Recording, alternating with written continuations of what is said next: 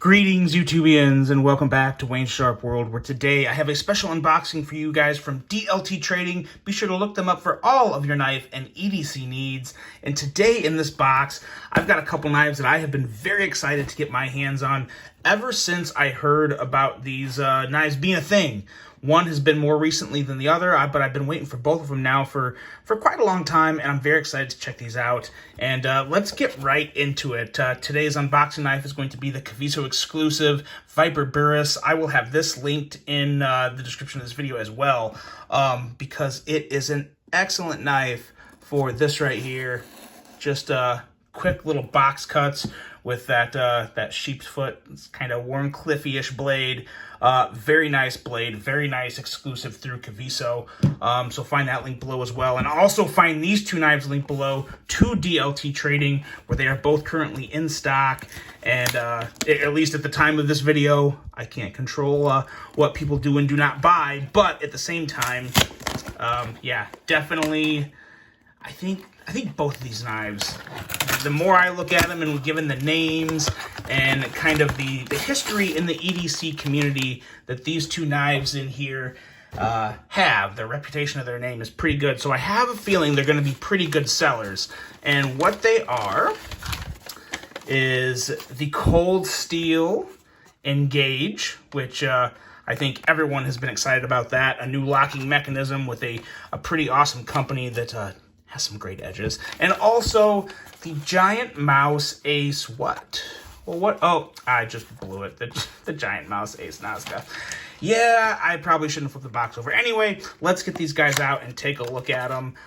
You know, at first I was super stoked to check this out, strictly just because of the new locking mechanism they have back here. But then I saw this guy from Giant Mouse, and I've been equally excited for both of them. It's no secret that you guys know I am a pretty big Giant Mouse fan. I have a lot of Giant Mouse knives, or I've handled a lot, and I still own a few. But this guy right here, crossbar lock, and okay, very different looking crossbar lock. Just by looking at the actual stud on the crossbar itself, it's a lot more smoother. So let's set that aside. We'll talk more about that here in a second. Get all this clutter off the table here. And then let's pull this Cold Steel Engage out. This one here, definitely been very excited about. Good size blade, good steel, and I'm hoping a lock that is equally as fidgety and fun as the Demko knives 80-20 and 20.5. So here we go here. As you can see, that's the biggest thing that's worth noting on this is how much farther back the lock is on the handle. Now, before I deploy this, I'm going to set this aside and kind of make this a two-part unboxing and overview. We'll start with just the Giant Mouse, and then we'll move on to the Cold Steel. But let's see here. First flip. Okay, very smooth, flew right out, and these crossbar, now I'm really interested to see how this crossbar feels in hand, because it has a much smoother, flatter portion of the actual stud itself. A lot of the times on something like a Hogue, for example, there's a lot more texturizing on this stud, and as you can see, this is much smoother. So is that going to make a difference when it comes to closing this blade? Well, no, not much. What I'm noticing right off the bat with this is it feels very nice and smooth, so it's comfortable on the fingers when you're going to close it, and you get just enough bite from the sides here that do have some kind of like stair-step style texturing, like most thumb studs do. It's nothing too different. The only real difference is it leads up to a completely flat, kind of domed surface. So as you can see, it's focusing on this. There we go. It's a domed surface, so it's very smooth, and you feel that smoothness, but you get the bite from the actual texturing on the sides of the crossbar stud, which is very nice. Now the thumb stud itself, I feel like this is a little different than a lot of other thumb studs I see on other knives, partially because of this little bottom last ring here is a little wider and goes down and is a little separate from the actual base of the thumb stud going through the blade. But the texture on the thumb stud is great, and this action, super smooth. I have to say, too, another thing that I noticed right off the bat with this is the feeling of this crossbar lock is, I don't want to say stiff, but it just feels stronger. This feels like a much, much more beefier, stable crossbar system. Now, I think some of that probably has to do with these liners that go, they're full liners throughout the entire handle, but still, just the actual, oh yeah. This is very nice. This is very different. I'm going to push this knife to the front of my review line because I want to get this out sooner than later. So expect a full review of this guy probably Wednesday. I would think Wednesday. I like to give myself a couple days, so I'm not going to count today, and we'll go Monday and Tuesday as some carry time with this guy. And I'll have a full review up of this guy on Wednesday because this is a knife that I think a lot of people, if you like crossbar style locks, I'm having very, very good first impressions on this crossbar. I don't want to give too much detail away because I also need to compare it to some of my other favorite crossbars, like from Hogue and from TRM. But this is one of the best first impressions of a crossbar style lock that I've ever handled, that I've ever come across on a knife. So I'm excited to get this guy in the pocket. Very excited.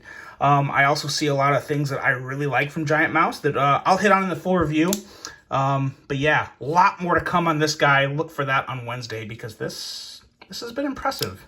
Very impressive and very different. Not your, doesn't quite look like a Giant Mouse right out of the box. This is a very different design language coming from Jens and Vox. Not something that you may expect from them, but I gotta say, very good first impressions on this guy. So full review of this coming Wednesday. And now let's take a look at this. The Cold Steel Engage. Wide, beefy boy. Well, beefy more in width. In thickness, it's actually, don't get me wrong, it's not thin, but for a cold steel, it feels a little thin. Let's do a flip on this. Okay, pretty good, pretty good. This is what I was kind of more interested in. And I gotta say, right off the bat, it's a little weird having the lock like almost halfway down the handle. It's definitely something to, like, if you're used to the shark lock, I think you're going to immediately be like, oh, I wish it was farther up here like the shark lock. But let me, again, I need more time. This is definitely a knife that is in dire need of some pocket time and me getting familiar with because you're so used on every knife of the actual locking system, whatever it is, whether it's a frame lock or a liner lock or a button lock or even a shark lock, crossbar lock. All the locking mechanisms always up here somewhere. It's either right on the back of the blade, or it's right here on the handle, or it's a frame lock or a liner lock right here. Very few times do you have to go all the way to the middle of the handle, unless you're doing like a back lock, but in that case, you're not really expecting the knife to be fidget friendly. You're not, the fidget factor is way down, and you kind of know that. So what you have here is fidget factor, and okay, the more I'm using it, there's definitely potential here. Middle finger flick is good. Thumb flick, pretty good. Takes a little more wrist when you go to thumb flick it because of the space that the thumb stud has to travel. It's a lot farther away from the pivot, so it's going to take a little more of a flick. But I do get some vibes from the 80-20. Still rather different, very different in terms of design language. Ergos are actually, I feel some similarities, but all in all, out of the box, I'm not disappointed. Not through the moon on it. But again, needs a little extra attention, needs some carry time and pocket time. Ergos are solid, I can say that right out of the box. Ergos are good. Probably will get even better. I like the chamfering on the sides. But this really all comes down to the lock for me. It's got the good steel in the S35. The ergos are good. I'm assuming it's going to carry good with the deep carry pocket clip, although it is a bit of a wide carry, as you can see, much wider than your typical knife. Let's just comparing it to the Giant Mouse here. Spine to spine, a lot wider. Almost two knives lined up next to each other here, so it's going to take up some pocket space. But very, very smooth action. You don't get that with a lot of cold steels. Very smooth action, and I'm very excited to get more into this. I believe, is it called the Engage lock? I don't know what the actual name of the lock is. I'll have to do a little more research. But yeah, very interesting. Overall, positive first impressions on both of these. Really looking forward to carry both of them, and especially this giant mouse. This is pretty impressive. But so is this lock. I can't wait to get this lock more in my pocket. So there you go, guys. Let me know what you think of both of these knives. If you've actually purchased one already and have a little more to say about it, put them down here in the comments so everybody else can know. That's the goal of this channel, is to get the information out there, to get some thoughts and reviews. So anyone that has anything to say about these, please put them in the comments. Let me know what you think of this unboxing. Hope you guys are having a great day. Hope you have a great rest of your day. And until the next one, I'm out.